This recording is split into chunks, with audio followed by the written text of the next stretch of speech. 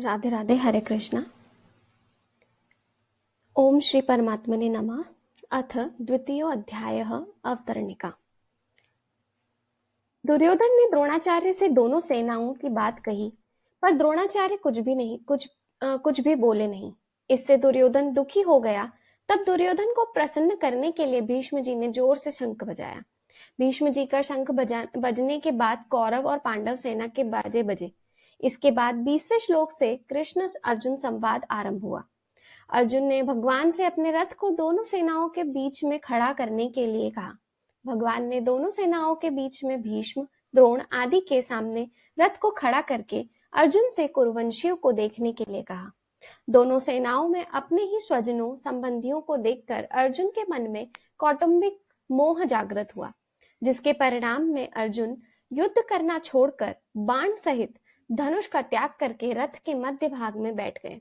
इसके बाद विषादमग्न अर्जुन के प्रति भगवान ने क्या कहा, यह बात धृतराष्ट्र को सुनाने के लिए संजय दूसरे अध्याय का विषय आरंभ करते हैं।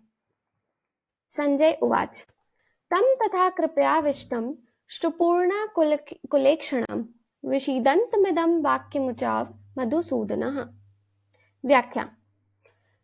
संजय बोले, व्याख्या।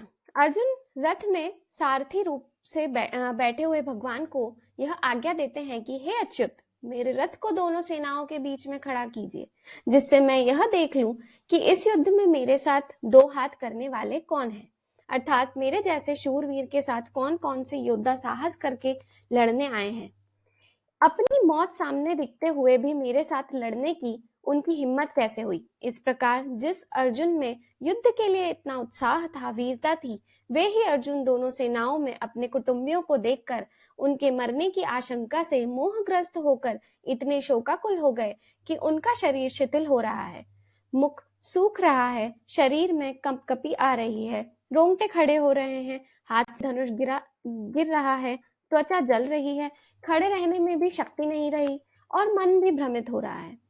कहाँ तो अर्जुन का यह स्वभाव कि न दैन्यम न पलायनम, और कहाँ अर्जुन का कायरता के दोष से शोकाविष्ट होकर रथ के मध्य भाग में बैठ जाना।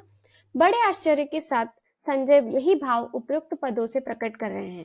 पहले अध्याय के 28वें श्लोक में भी संजय ने अर्जुन के लिए कृपया पर्याविष्ट पदों का प्रयोग किया है।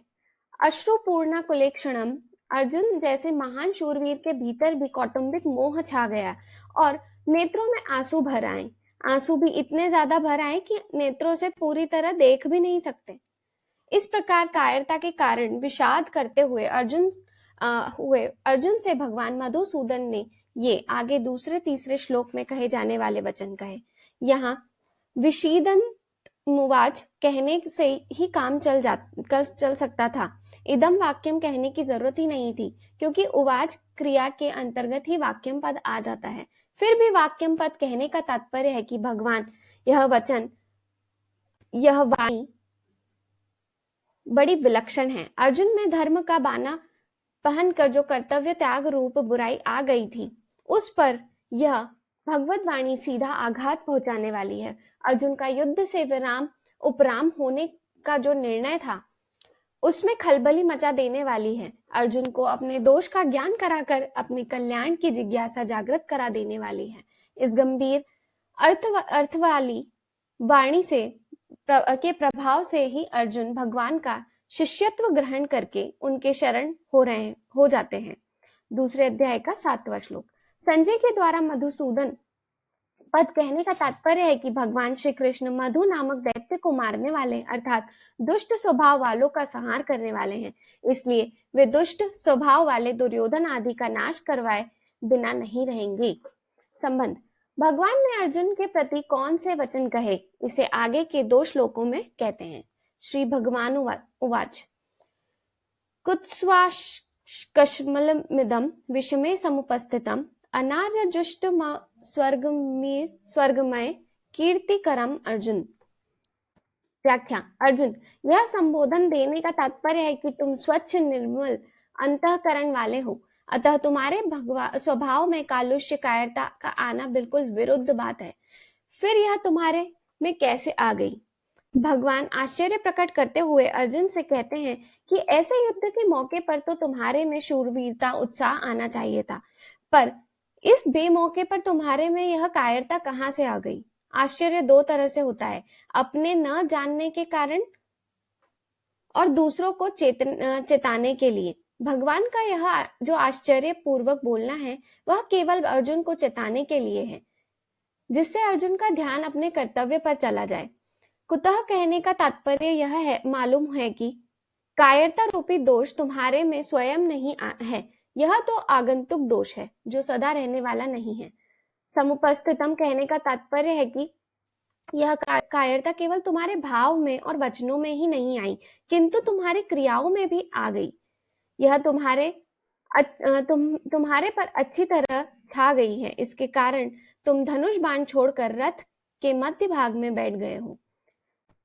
समझदार श्रेष्ठ मनुष्यों में जो भाव पैदा होते हैं वे अपने कल्याण के उद्देश्य को लेकर ही होते हैं। इसलिए श्लोक के उत्तरार्ध में भगवान सबसे पहले उपयुक्त पद देकर कहते हैं कि तुम्हारे में जो कायरता आई है उस कायरता को श्रेष्ठ पुरुष स्वीकार नहीं करते, कारण कि तुम्हारी इस कायरता में अपने कल्याण की बात बिल्कुल नहीं है। कल्याण चाहने वाले श्रेष्ठ मनुष्य प्रवृत्ति और निवृत्ति दोनों में अपना कल्याण का ही उद्देश्य रखते हैं। उनमें अपने कर्तव्य के प्रति कायरता उत्पन्न नहीं होती।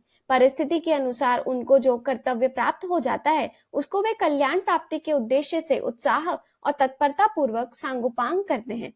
वे तुम्हारे जैसे कायर होकर युद्ध से या अन्य किसी कर्तव्य कर्म से उपरत नहीं होते। अतः युद्ध रूप से प्राप्त कर्तव्य कर्म से उपरत होकर होना तुम्हारे लिए कल्याण कारक नहीं है।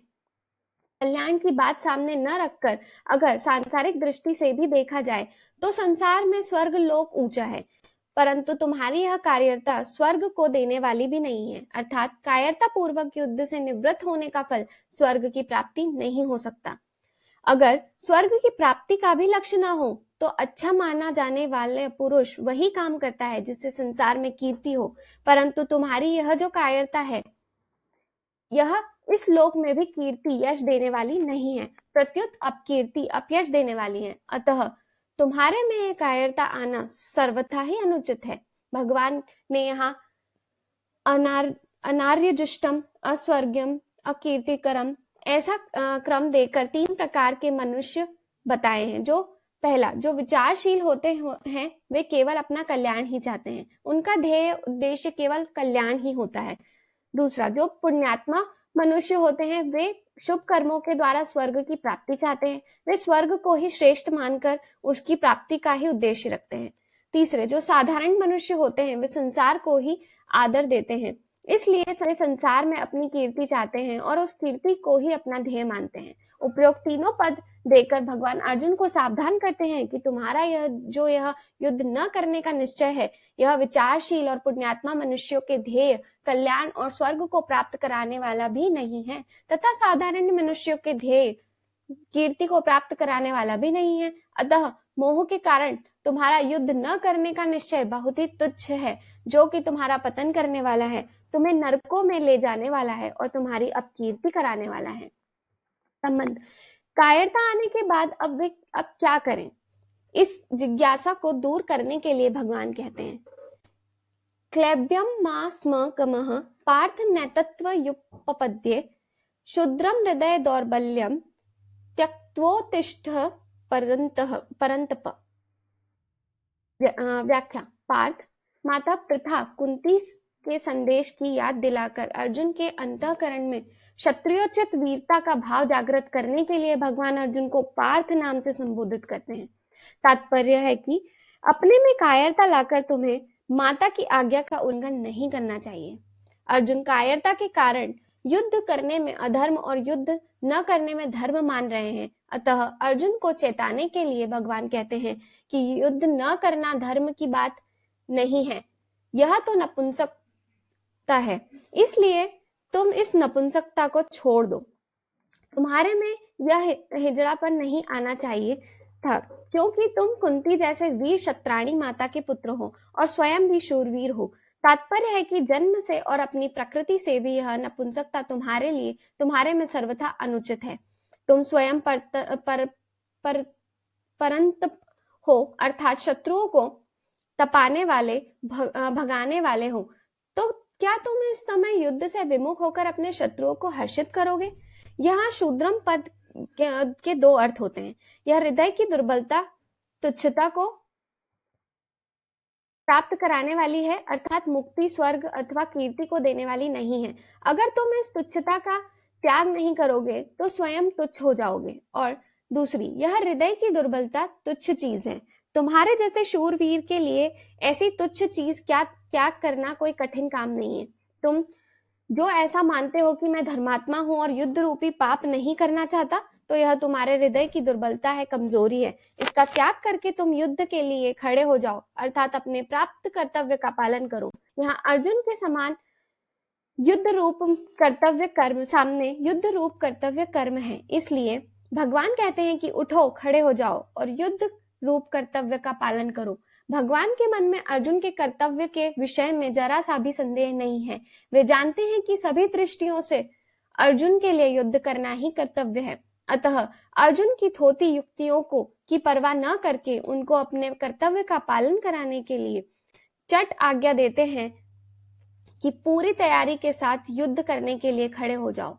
परिशिष्ट भाव। इस बात का विस्तार भगवान आगे के 31वें श्लोक से 38वें श्लोक तक करते हैं। धन्यवाद। राधे राधे। हरे कृष्णा। कल पुनः मिलेंगे।